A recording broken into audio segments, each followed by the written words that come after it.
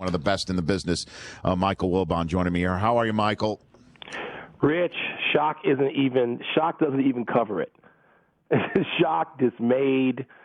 I've followed this franchise since I was 5 years old. And so we're talking more than 50 years. And I think it's the most stunning thing I've ever seen from the Bears. And we're not talking about some franchise that popped up in the 70s as an expansion team. We're talking about an original NFL franchise. And I can – this is one of those ones where I can speak for a lot of people. I was flying to Chicago last night, and the flight was delayed enough that there are 150 people getting on board a plane, most of whom live in Chicago or work here. And people are following very closely what the Bears are going to do. And the flight was delayed long enough just to hear 75 people gasp when the news came. In this day and age, we get news in such weird ways. Everybody's looking at their phones and talking to each other. And there were no words. There was just an audible gasp of people.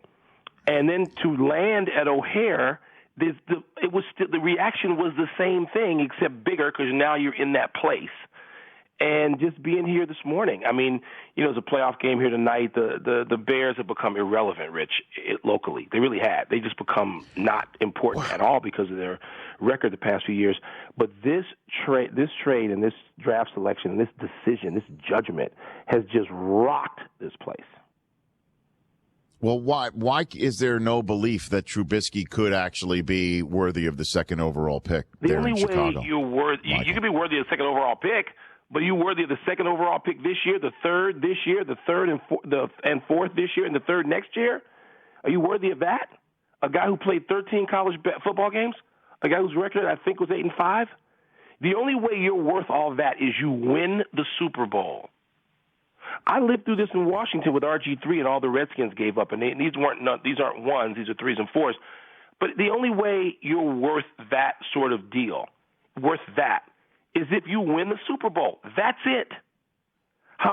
You're the Bears. You haven't made the playoffs in I don't know how many years. You haven't made the playoffs in, 6 years, 7 years? And you have so many holes. And third and fourth picks, if I believe all the people I've covered in my life who do this, executives and former players, third rounder is a potential Pro Bowl guy, and fourth rounder should start at some point in their careers. So you're spending the second pick, and you are giving up 2/3 and a fourth. So you've decided that 4 starters, Mitch Trubisky, is worth that. You better be right.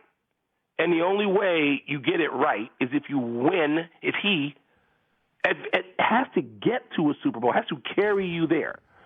But it's an absolute stunner. Michael Wilbon of PTI joining me here on the Rich Eisen Show, and I just had Brian Billick on, Michael, and he said he thinks that John Fox is waking up this morning saying, uh-oh, that, he definitely thought that Fox would have to sign off on it, but coming off a 3-13 season, year 3, having a kid that is definitely needs some seeding, and it's Mike Glennon that's trying to bridge the gap right here. He thinks that Fox has got to be staring at the mirror saying, how'd I get in this situation? Yeah, I would be. Anybody who has anything to do with the franchise. How do you get in a position where you're coming off that season, you just pay a guy that has no pedigree $18 million for this season, and then you draft someone at his position? I was on local radio here in Chicago yesterday, and somebody asked me about the draft, and I was getting ready to get on a plane, and I said, I'm glad I don't have to watch it because I don't have any faith in the people drafting. Why would I? What's happened in the past 3 years that would give me faith in what the Bears are doing? There's no reason to have faith. Well, Jordan Howard's not. Jordan Howard has turned into, or at least last year, it seemed like Tommy Wall. And I said, okay, you're right. Jordan, not only he was really good, but you can't hit once. You're building a team. Do the Patriots exult in hitting once in the draft? Do the really good teams exult and pat themselves in the back because they got one right? You're trying to build a team through the draft. How do you build a team through the draft if you give up your 3s and 4s? Hell, the Patriots 3s, 4s, and 5s are when they wake up. And so now you spent your second overall pick on a guy. I can't even. I can't even imagine what's going to go down here the next couple of years. Rich, he better be good.